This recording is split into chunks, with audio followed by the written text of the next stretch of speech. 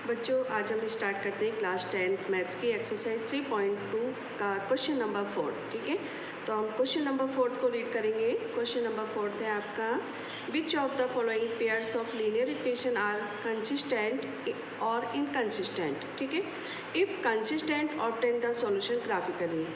आपको बताना है कि जो आपको इक्वेशन दी गई है वो कंसिस्टेंट है या इनकंसिस्टेंट है। अगर कंसिस्टेंट है तो उसका हमें क्या करना है, ग्राफिकली सॉल्यूशन बताना है। ठीक है, तो स्टार्ट करते हैं हम क्वेश्चन नंबर 4 का पहला पार्ट। ठीक है, क्वेश्चन नंबर 4 का पहला पार्ट है, आपको इक्वेशन दे रखी है x + y = 5 और 2x + 2y = 10। तो हम इसको सॉल्व करेंगे।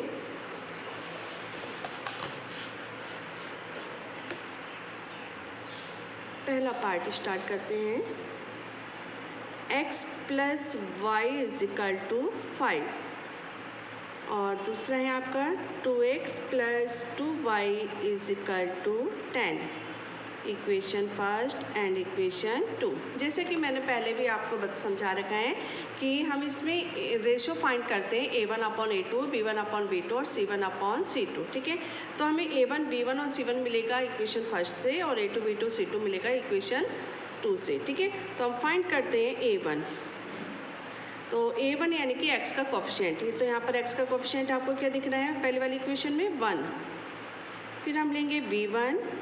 b1 क्या है आपका, यानी कि y का कोफिशिएंट कितना दे रखा है, 1। एंड c1 कितना है आपका, 5। ऐसे ही हम फाइंड करेंगे a2। ठीक है, a2 इक्वेशन 2 से लेंगे x का कोफिशिएंट, तो यहाँ पे क्या है 2।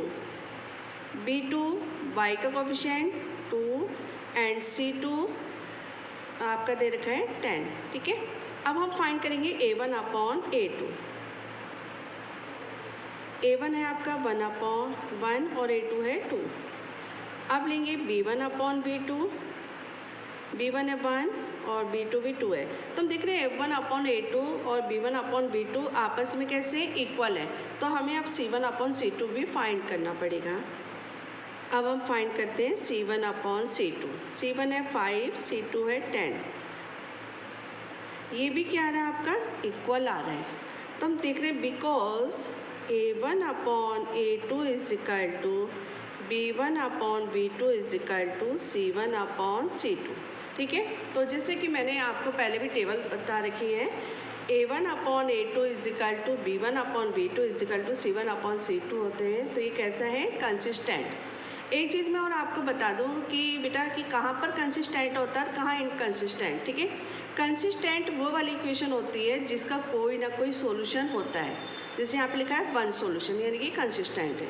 यहाँ लिखा है इनफाइनाइटली मैनी सॉल्यूशन, तो ये भी कंसिस्टेंट है। लेकिन यहाँ लिखा है नो सॉल्यूशन, तो यानी कि ये क्या है, इनकंसिस्टेंट, क्योंकि इसका कोई सॉल्यूशन नहीं है। तो जिसका कोई सॉल्यूशन नहीं होता वो इनकंसिस्टेंट होती है, और जिसका सॉल्यूशन होता है, चाहे वो एक हो चाहे बहुत सारे सॉल्यूशन हो, वो कैसी होती है इक्वेशन, कंसिस्टेंट। ठीक है, तो हमारी जो आबादी है वो क्या आ रही है, कंसिस्टेंट है। अब कंसिस्टेंट है तो उसका हमें ग्राफिकल सॉल्यूशन भी देना पड़ेगा। तो हम लिखेंगे the pair of linear equation is consistent. The pair of linear equation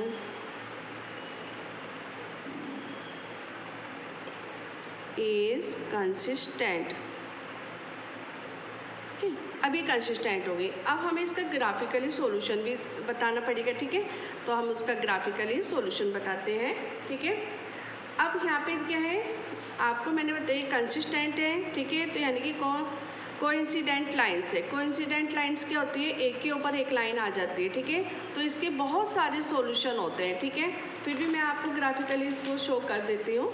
ठीक है, तो ग्राफिकली सॉल्यूशन के लिए हम लेंगे इक्वेशन फ्रॉम इक्वेशन फर्स्ट। ठीक है, इक्वेशन फर्स्ट ले लेंगे। इक्वेशन फर्स्ट हमारी x + y = 5। ठीक है, यहाँ से हम एक टेबल बनाएंगे और उस टेबल से हम जो पॉइंट लेंगे वो a और b पॉइंट लेंगे। ठीक है, a और b पॉइंट से हमारी लाइन बन जाएगी AB। तो यहाँ पे हम एक्स कोऑर्डिनेट से यहाँ पे y, और ये हमारा पॉइंट A हो जाएगा और ये हमारा पॉइंट हो जाएगा B। एक बार हम क्या करते हैं, x इज इक्वल टू 0 रखेंगे, ठीक है, हमने x इज इक्वल टू 0 रखा। अब जब हम यहाँ पे x इज इक्वल टू 0 रखेंगे, ठीक है, यहाँ पे शो कर देती हूँ, x की जगह हमने 0 रख दिया तो y इज इक्वल टू 5 आ रहा है। क्या आ रहा है, y इज इक्वल टू 5। अब हम y की जगह 0 रखेंगे तो मैं यहाँ शो कर देती हूँ, मैंने y की जगह क्या रखा है, 0 रख दिया, तो हमारा x कितना आ रहा है, 5। तो हमें जो पॉइंट मिल रहे हैं, ए पॉइंट, पहले x कोऑर्डिनेट्स लिखते हैं फिर y कोऑर्डिनेट्स लिखते हैं। तो x कोऑर्डिनेट्स हमारे क्या है, 0, और y कोऑर्डिनेट्स क्या है, 5। ए पर क्या है, 0, 5, ठीक है। ऐसे हम b के ले लेंगे पॉइंट्स, b के पॉइंट्स क्या है, 5 और 0, ठीक है। अब हमने ए बी ले लिया। ऐसे ही हम इक्वेशन 2 से सी डी पॉइंट ले लेते हैं फ्रॉम इक्वेशन 2, ठीक है। इक्वेशन 2 ले लेंगे आप। इक्वेशन 2 है 2x plus 2y is equal to 10, ठीक है। हम टेबल बना लेंगे। अब इस टेबल से हम जो पॉइंट लेंगे वो सी और डी लेंगे। कौन से पॉइंट्स लेंगे, सी और डी, x y, यहाँ पर सी ले लेंगे, यहाँ डी लेंगे। एक बार हम x इज इक्वल टू क्या रखेंगे, 0। मैं यहाँ शो कर देती हूँ, इस इक्वेशन में x की जगह मैंने क्या ले लिया, 0, ठीक है। तो x की जगह हम 0 ले रहे हैं तो ये आ गया 2, पूरा ये 0 हो गया। 2y is equal to 10, then 2 5 से 10, कितना आ रहा है, 5।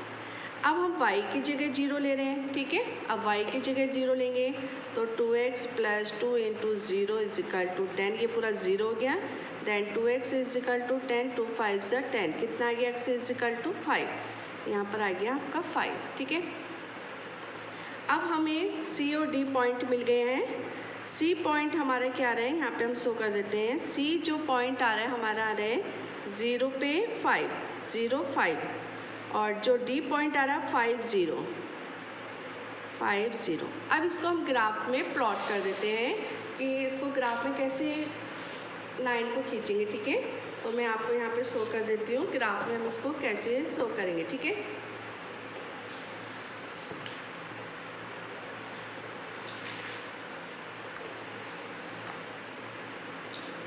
हमने एक ग्राफ पेपर ले लिया है। इस ग्राफ पेपर में हम क्या करेंगे, एक्स एक्सेस और वाई एक्सेस को लाइन खींचेंगे, एक्स एक्सेस और वाई एक्सेस, ठीक है।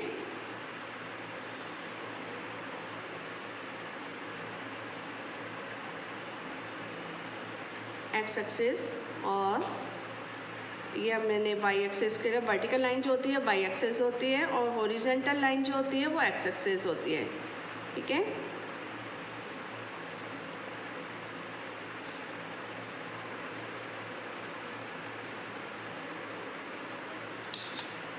हॉरिजॉन्टल लाइन एक्स एक्सेस और वर्टिकल लाइन वाई एक्सेस, ठीक है। अब इस पे हम पॉइंट प्लॉट कर देंगे जो हमने अभी लाइंस लिए थे हमें। देन हमारे जो पॉइंट्स आ रहे हैं वो क्या आ रहे हैं, 0 5 और 5 0, यहाँ पे 0 5 है और 5 0 है, ठीक है। तो हम 5 पॉइंट्स ले लेते हैं 1 सेंटीमीटर के अकॉर्डिंग। यहाँ से यहाँ तक 1, फिर यहाँ से यहाँ 2 आ गया, फिर 3 आ गया, फिर 4 है आपका 5, ठीक है। ऐसे हम यहाँ ले लेंगे क्योंकि दोनों पॉइंट्स हमारे पॉजिटिव में हैं तो एक्स एक्सेस इधर पॉजिटिव होता है और इधर कैसा होता है, नेगेटिव। वाई एक्सेस ऊपर की साइड पॉजिटिव होता है और नीचे की साइड नेगेटिव। तो हमारे जो पॉइंट्स आ रहे हैं पॉजिटिव है तो हम पॉजिटिव वाले ले लेते हैं, 1 2 3 4 5। अब हम प्लॉट करेंगे, ठीक है। पहले हम प्लॉट करेंगे ए बी लाइन, ठीक है। तो पहले हम शो करेंगे ए पॉइंट क्या है, 0 पे 5, यहाँ पे x क्या है, 0, ठीक है। x कोऑर्डिनेट्स क्या है, 0।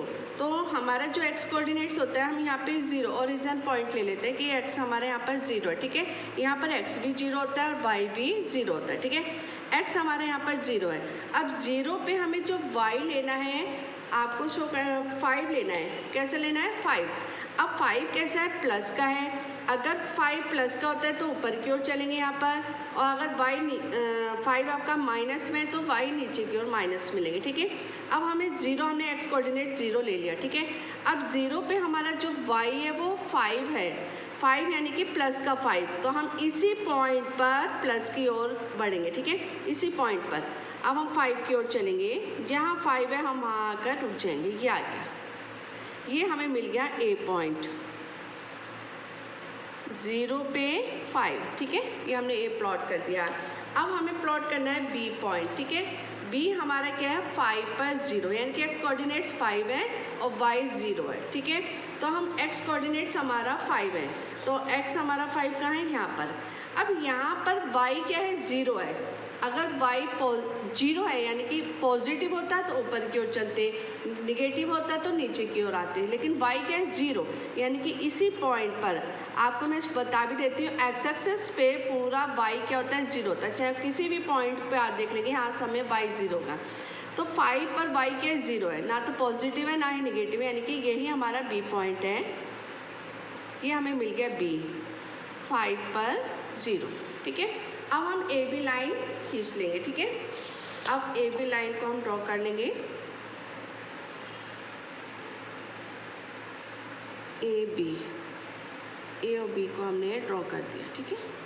पॉइंट से पॉइंट को मिला दिया, हमें ए बी लाइन मिल गई, ठीक है। अब इसके बाद हम प्लॉट करते हैं सी और डी, ठीक है।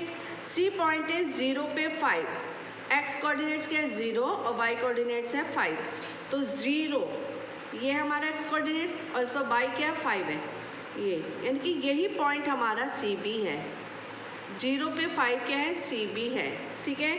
और डी क्या है 5 पर 0, यानी कि एक्स कोऑर्डिनेट्स 5 है वाई 0, तो एक्स कोऑर्डिनेट्स 5 यहाँ पर है, वाई यहीं पर 0 है, यही पॉइंट हमारा डी बी है।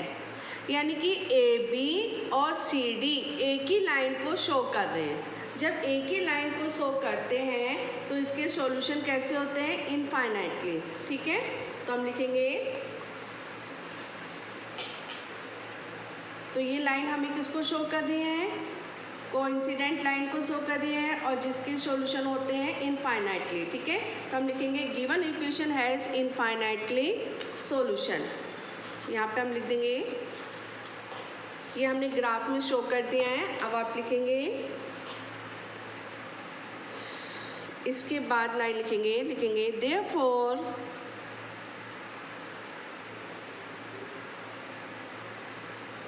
therefore given equation has infinitely many solutions।